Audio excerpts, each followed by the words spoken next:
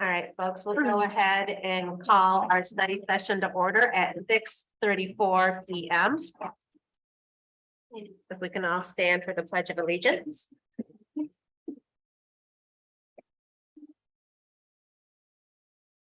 I pledge allegiance to the flag of the United States of America and to the republic for which it stands, one nation, under God, indivisible, with liberty and justice for all. Next, City Clerk Domingo, if you'll take roll call for us, please. Williams. Reed. Here.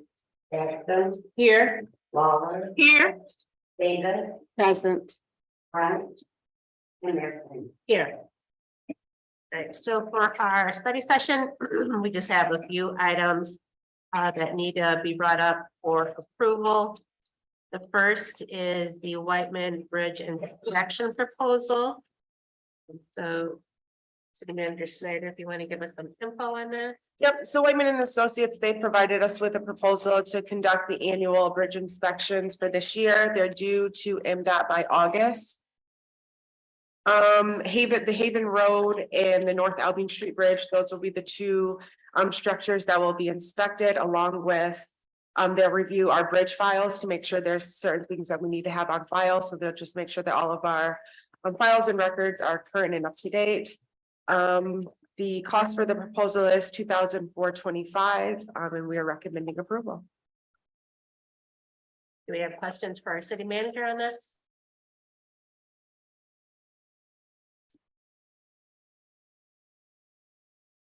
So this is an annual Correct. fee that we pay, yeah.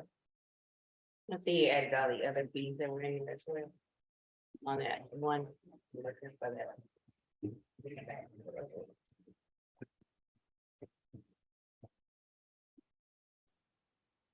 What other fees are you referring to, Mayor Pro Tem Jackson?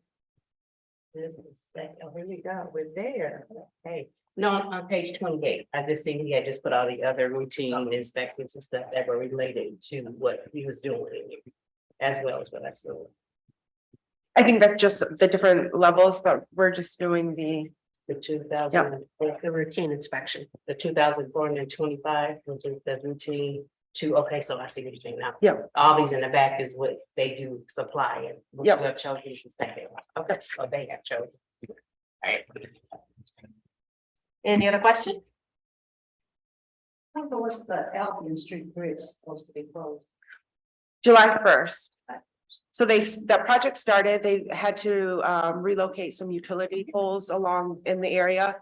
And then they will get started with doing take down the actual bridge structure, and then it will be closed starting July 1st through until it's completed. I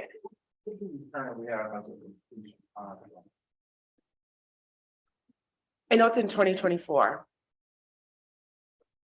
Kevin, do you have I believe it is in July of 24, it's full year. And a lot of that is the lead times to get some of the water main that will be going in with the replacement of that. So we're waiting for materials, and then once they get them in, they'll really be able to get that replaced. I got a feeling we're gonna get a lot of questions about that. So. Yep.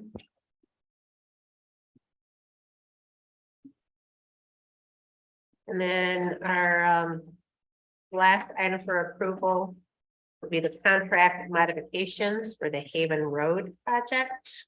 And I think that information is on your desktop. City Manager, so do you want to walk us through this?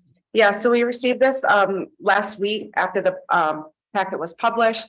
So when they started to do work on the Haven Road bridge, which is included in the Haven Road project, Haven Road and River Street project, they found that the bridge structure needed more maintenance than they originally anticipated. So before you as a contract modification to include those costs. So we're looking at an increase of $46,000.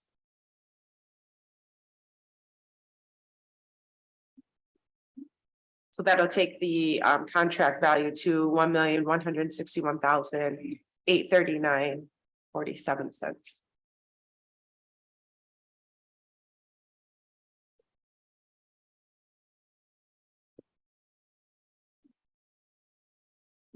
Just a question about that. When we're budgeting for those type of improvements, do we also put like a buffer in there as well? We do. So usually when we bring projects, you'll see contingencies built in. So that is built into if there are materials are higher than what they thought, if it requires more work. Okay, perfect. Thank you. So yeah, it's not out of the ordinary to have a Yeah, contract modification come through. I can imagine, especially when you're talking about roads and bridges. I'm gonna question for city manager Stater on this. Do we have a completion date or time frame for that as well? For Haven Road. Yeah, Yeah, so this will be completed by July, I believe, of this summer. So they are making progress. They're making progress on that project. Director O'Brien, do you wanna? It's estimated, June 12th. No, Oh, June sooner 12th. than I thought. And they're still on target. okay. fingers crossed. Any other questions? Okay, anybody in the gallery would like to stand and address council? For public comment? You have time for the discussion items if you want to kind of start addressing those. If not, we can wait until regular council meeting. Paul? I'm happy to go over the local. Sure, go ahead. Yeah. So, just so council has some info by way of timeline, before our last meeting. I met, or I shouldn't say met, I had a phone conference with the UDC's attorney Nelson Carr. And we spent just shy of an hour on the phone, kind of hammering out the blanks that we were gonna fill in the agreement. I sent him a draft of that either that Thursday or the following morning, then Friday. He emailed me the Monday at about 4, the date of our last meeting, and said EDC was requesting a couple changes. I got back to him the next morning saying, I'm okay with some of those changes, but I'm not okay with several of the changes. For some reason, those changes I was not okay with were integrated into an agreement that I never saw, and it went to EDC for EDC to vote on. I subsequently emailed their attorney saying, hey, I have issues with this and I can't recommend it to the city council. What you have before you tonight is a red line of the agreement that includes the changes that the EDC attorney and I discussed. I did make a change to the term that was requested by them. Council had discussed a 2-year term. They were requesting a 5-year term. And I cleaned up some other language, but that's really the only substantive change from the version that their attorney and I agreed to and what's before you. The version that EDC voted on had provisions that contradicted themselves, which makes me wonder if Mr. Carr actually gave it a look over, but by way of example, it had a provision that said it was basically a 5-year term with endless 5-year terms of renewal with a 90-day out clause, but then the next paragraph said it can only be terminated for cause, which makes no sense because those two provisions can contradict each other. Not to mention, I don't think it's a good idea for us to have contracts that could hypothetically go into perpetuity. You basically have no way to get out of it unless, the other side agrees. So, what you've got before you, it sets it up as a 5-year term. It's can be terminated by either side with a notice provision. I think it covers everything that we discussed with council, that I discussed with Mr. Carr. So it's on for discussion tonight, but this is the form that I would recommend approving. My suggestion would be send it to EDC, have EDC vote on it to make sure there are no further changes, and then bring it back to council to have council vote on it. Question. On page 33, as I read through it as a layman, I could understand it, so really don't have a lot of concerns. But on page 33, under item 5, the second to the last sentence, the city council shall review for potential approval. ANU, what is that? Is that a typo? It is a typo. It should be any. Okay. I Googled it and I couldn't find it. I thought it was a legal term or something. Okay. Councilman Williams. Yep, thank you, Mayor. Okay, page 32 H. This agreement shall not apply to low-income housing or federally aided housing, which would be regulated under Act 18 of 1933. Correct. And then it goes into the Housing Commission. I'm wondering if this isn't conflated a little bit. So in saying that, what I'm saying is low-income housing, we have low-income housing here in town that isn't owned by the city, managed by the Housing Commission, or staffed by the Housing Commission as well.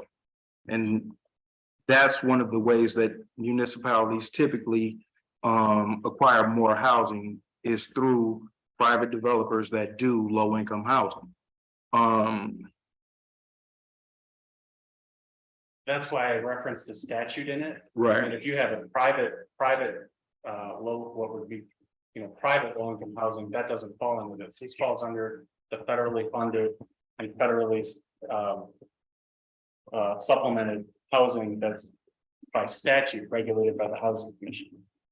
And this doesn't prevent, in the event that this individual that's gonna fill this role wants to work with the Housing Commission, they certainly can. My concern was I didn't want this position that we're creating to be usurping the role of the Housing Commission. Right. Now, in the document that they voted on, do you have what the literature that they provided?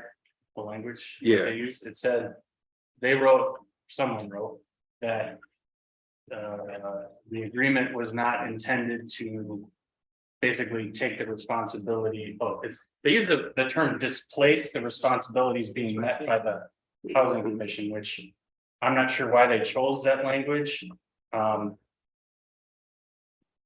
Okay. But that's why I referenced the statute, because the way that I drafted, I just wanted to make it clear that, I mean, we have both in our ordinance and by state statute that the Housing Commission has exclusive decision-making authority about where federally funded low-income housing goes in the city. They have exclusive control over any contracts to develop those properties and manage those properties and maintenance. And so they want to be a part of this, that's fine, but they would either, they either need to have a separate agreement or be a part of this agreement. I just don't want the EDC and the city coming together saying, hey, Housing Commission, we're going to be doing this, whether you like it or not, even though that's your role. Okay, now, in saying that, right? Okay, so the agreement shall not apply to low-income housing. That takes all affordable housing off the table. No. It says it doesn't apply to. Says low-income housing or federally aided housing, which would be regulated under Act 18 of Regulated under, 1933. okay, so that's, So it's not regulated under that act. so it's the city-owned property that's managed by the Housing Commission. Or would fall under this act. So if it's a federally subsidized housing. If it's federally subsidized housing, it's going to fall under the purview of the Housing Commission. If it's private subsidized affordable housing, does not fall under this. This is just the federally supplemented. Because that's by statute regulated by Housing Commission. Okay. I reviewed the documents earlier, the Act 18, 1933, the entire document, and federally funded. Okay, I got you. All right. Think I'm good. Okay, yeah. And we did have a lengthy conversation at the EDC meeting. So everybody on the commission knows that this is gonna have to be continually revised until it's agreeable by both attorneys. So they're fully aware that Colin needs to still work with the EDC's attorney to finalize the document before it's ready for approval. Well, and I would know EDC's attorney has this version. I have not heard back from him since I sent it to him. So falls in EDC's court. Any other questions or comments? Okay. So then our last discussion item would be on the fencing ordinance. Jackson wanted this to be brought up. If we got time, Ian, if you would come and help us start this discussion here, because you know a lot more about what's going on.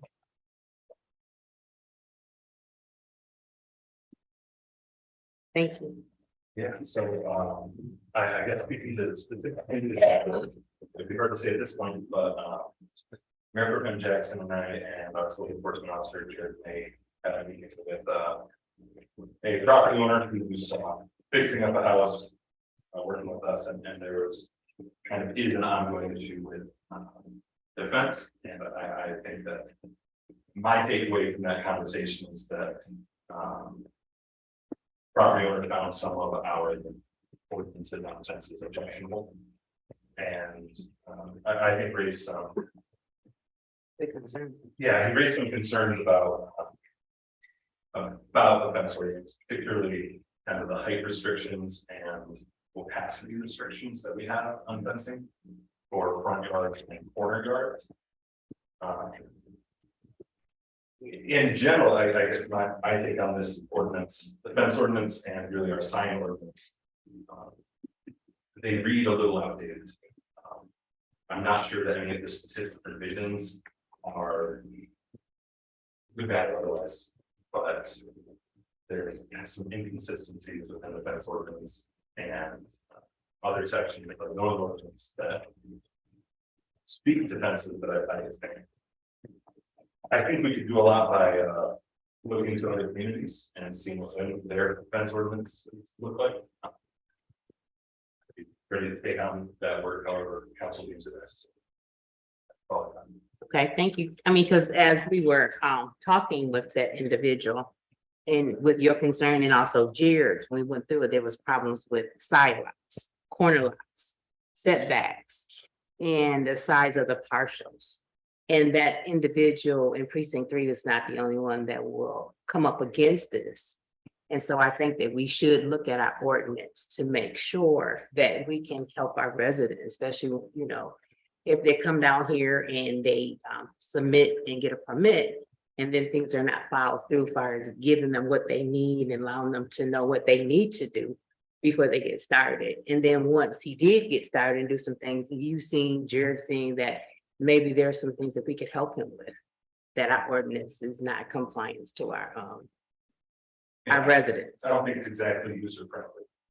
Yes, so we need to look at. Because he's not going to be the only individual that's going to have this problem.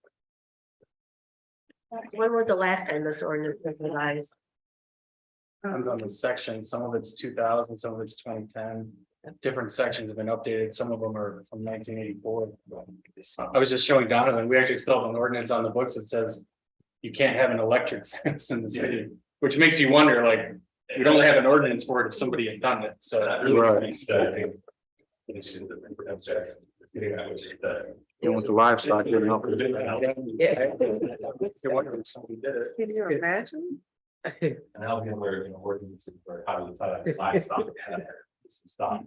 It doesn't really leave us a lot of information when it comes to commercial properties. There was one where we had to read for where it allows the city manager to exercise her discretion for fencing in a commercially zoned property that was being kind of consistently used as a dumping grounds.